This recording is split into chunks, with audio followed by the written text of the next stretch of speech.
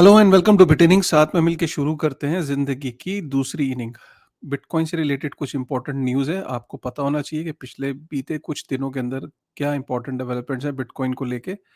तो मुझे लगा मैं आप तक शेयर करता हूँ यार, ठीक है? तो let me share the screen. और सबसे पहली खबर जो है वो ये है कि जो जैसे गैरी गेंसलर जो करंट एसईसी चेयरमैन है, तो ऐसे ही जो पहले जो थे तो उसके जो एसईसी चेयरमैन का कहना है कि bitcoin ETF could be approved if these conditions are met. तो जो पुराना जो चेयरमैन है उसका ये कहना है कि जो बिटकॉइन का जो स्पॉट ईटीएफ है उसके पूरे पूरे चांसेस अप्रूव होने के, राइट? पहले जब ये चेयरमैन थे तो ये बिटकॉइन के अगेंस्ट थे, क्रिप्टो इंडस्ट्री के अगेंस्ट थे, इनको भी काफ़ी सारी चीज़ें सिक्योरिटी लगती थी, लेकिन इनका ये कहना है कि तब में और अब में बहुत फ़र्क है। और इनका ये कहना है कि एसईसी ने जो बिटकॉइन का जो फ्यूचर्स ईटीएफ इसी बेसिस पे अप्रूव किया है कि अगर बिटकॉइन का जो फ्यूचर्स ईटीएफ अगर सही तरीके से उनको रिजल्ट मिलते हैं एसईसी को, तो मोस्ट लाइकली जो बिटकॉइन का स्पॉट ईटीएफ है अगर वो भी उसी तरीके से उनकी एक्सपेक्टेशंस पे खरा उतरता है तो प्रोबेबली वो दोनों फ्यूचर्स तो ईटीएफ तो अप्रूव हो ही चुका है, तो स्पॉट ईटीएफ के भी चांसेस अप्रूव होने के।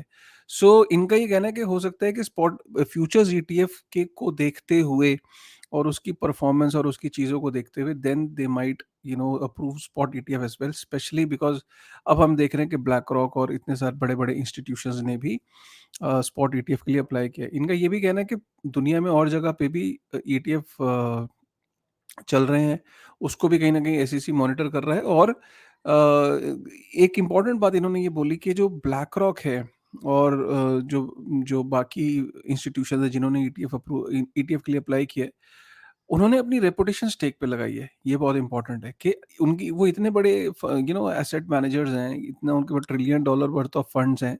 अगर वो ईटीएफ को के लिए अप्लाई कर रहे हैं तो इसका मतलब उन्होंने अपनी रेपुटेशन को स्टेक पे लगाया है। And this is very important कि वो मार्केट को ज़्यादा बेहतर समझते हैं, बिकॉज़ उनकी रेपुटेशन स्टेक पे है। सो ये बहुत इंपॉर्टेंट पॉइंट है। फॉर्मर चेयरमैन जो थे एसईसी के, करंट जो है वो गैरी गेंसलर है, हम सब जानते हैं। और इंस्टीट्यूशंस रुकने का नाम नहीं ले रहे। वैनगार्ड जिसके पास 7.2 trillion dollar worth of assets हैं, नंबर 1 पे ब्लैक रॉक है, नंबर 2 पे वैनगार्ड आता है। नंबर 1 जो ब्लैक रॉक है उसके करीब 9 trillion US dollar worth of assets हैं। वैनगार्ड के पास 7.2 trillion dollar worth of assets हैं। और वैनगार्ड ने क्या करा, जिस तरीके से माइक्रो स्ट्रैटेजी के अंदर अगर आप देखो तो ब्लैक रॉक जो है वो 8% शेयर्स जो हैं वो माइक्रो स्ट्रैटेजी के पास है। अगर ये इसके इस शीट से ये पता चलता है कि 8%, अगर आप ये देखिए 8% जो माइक्रो स्ट्रैटेजी के शेयर्स हैं they are with BlackRock. तो इधर से वैनगार्ड क्या कर रहा है? वैनगार्ड ने 560 मिलियन यूएस डॉलर जो है वो डाले हैं बिटकॉइन माइनिंग के जो स्टॉक्स हैं। तो जो बिटकॉइन माइनिंग फर्म्स हैं, मैराथन है, रायट ब्लॉकचेन है, इनके शेयर्स जो हैं वो 560 मिलियन यूएस डॉलर के वैनगार्ड ने लिए। ब्लैक रॉक माइक्रो स्ट्रेटेजी के शेयर खरीद रहा है, वैनगार्ड बिटकॉइन माइनिंग कंपनीज के शेयर्स खरीद रहा है। चल क्या रहा है? आप समझदार हैं। बेसिकली इनको बिटकॉइन रेजिस्ट नहीं हो कर पा रहे हैं कि यार किसी तरीके से डायरेक्टली इनडायरेक्टली बिटकॉइन में एंटर कर जाए। सो ये जो रेजिस्टेंस है, इनका जो बांध है वो आई थिंक वो टूट गया somewhere. And I think that is clearly visible bye their actions. और बात यहाँ पे रुकती नहीं है, इंस्टीट्यूशंस के ऊपर ही मैं फिर यहाँ पे बोलूँगा कि half a billion has poured into bitcoin funds in the past 3 weeks.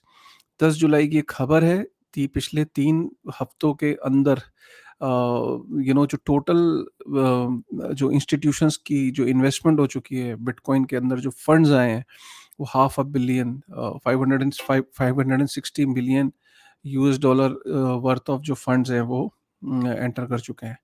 So if you see ये अगर हम देखें सिर्फ अकेले पिछले हफ्ते के अंदर, मतलब जो लास्ट हफ्ता था उसके अंदर 136 मिलियन यूएस डॉलर का इनफ्लो हुआ है।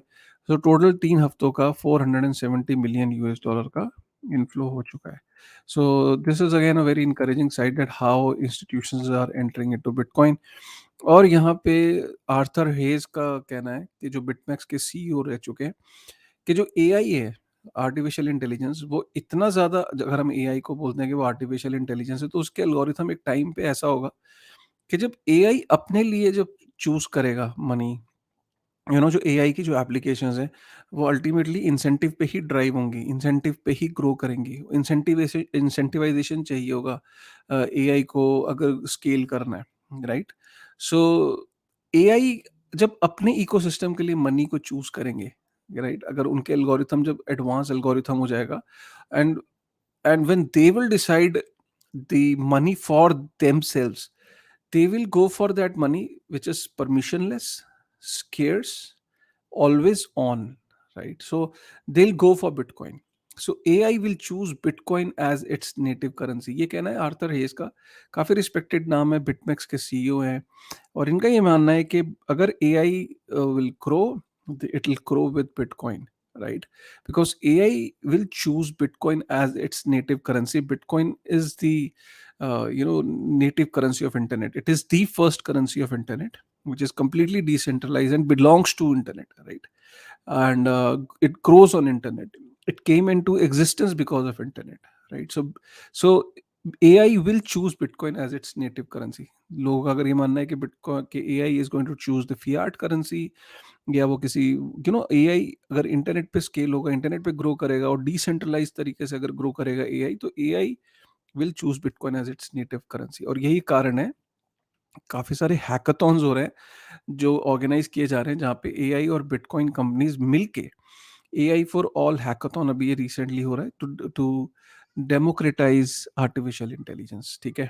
और ये बिटकॉइन से रिलेटेड नहीं है न्यूज़, लेकिन जब आपको ना फोमो होता है, अभी इसमें देखो एनएफटी है गटर गैंग, काफी फेमस एनएफटी ये भी। अब गटर कैट गैंग्स, मैं आपको ये एग्जांपल इसलिए दे रहा हूँ, नॉन बिटकॉइन रिलेटेड न्यूज़, कि जब आप बार बार अपने वॉलेट के साथ इंटरेक्शंस करते रहते हैं ना, फोमो होता है आपको। तो गटर कैट गैंग का ट्विटर हैक हुआ, वहाँ पे हैकर आया, उसने एयर ड्रॉप के बहाने इनवाइट किया कि फटाफट मेरे वॉलेट के साथ अप्रूव करो अगर तुम्हें ये एयर ड्रॉप चाहिए। लोगों को लगा ये तो ओरिजिनल ट्विटर हैंडल है, और वो था भी ओरिजिनल, लेकिन वो हैक हो गया था।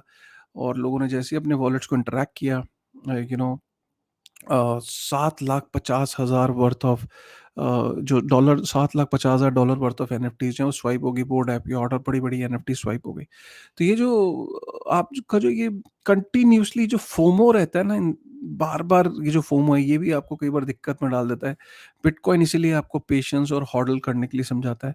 और अगर आप ये तरह तरह के अगर वॉलेट से अगर आप कर भी रहे हो, आपकी एनएफटी का वॉलेट अलग होना चाहिए, आपका इथेरियम का वॉलेट अलग होना चाहिए प्रॉब्ली। लेकिन कई लोग हैं कि जब ऐसा कोई अटैक होता है, एनएफटी जैसे ये हैक हो गया, तो it is very difficult to come out of this situation. So I wanted to share this news, non bitcoin news with you. So the whole point is that institutions are coming, and they're not just coming; they have arrived. To be very honest, they're just waiting for Bitcoin ETF. uh, जबकि काफ़ी सारे जैसे JP Morgan है, Jamie diamond का ये कहना है कि कोई फ़र्क नहीं पड़ेगा। ये ऐसा नहीं है कि सबको फोम हो रहा है। जेमी डायमंड का ये कहना है कि कोई कुछ फ़र्क नहीं पड़ने वाला, अगर ईटीएफ अप्रूव भी हो जाएगा, फालतू में हाइप बनाई हुई है। एंड ऐसा नहीं कि ईटीएफ ऑलरेडी कनाडा में नहीं है या और जगहों पे नहीं है, क्या हो गया उससे? कुछ हुआ? बट जेमी डायमंड ये भूल जाते हैं कि यूएस है ये। यूएस का में ई स्पॉट ईटीएफ का आना एक बहुत बड़ी बात है। It is probably going to be the benchmark for the world, right? और खुद यूएस के सिटीजन्स के लिए, और यूएस के अंदर जिस तरीके से क्रिप्टो और बिटकॉइन को लेके जो अवेयरनेस है, और जो वहाँ पे पूरे इकोसिस्टम में चाहे रिटेल और इंस्टीट्यूशन है, वो एक बहुत बड़ी न्यूज़ बनेगी, राइट? सो ये इंपॉर्टेंट न्यूज़ है। कैसा लगा आपको ये अपडेट 10 मिनट के अंदर? वीडियोस जनरली मेरे लॉन्ग होते हैं, बट ये शॉर्ट अपडेट था। उम्मीद करता हूँ आपको पसंद आया होगा। ऐसे अगर और भी अपडेट्स चाहिए होंगे तो प्लीज़ लाइक करेगा, सब्सक्राइब करिएगा और बेल आइकन को प्रेस करिएगा, right? With this thought, thank you very much.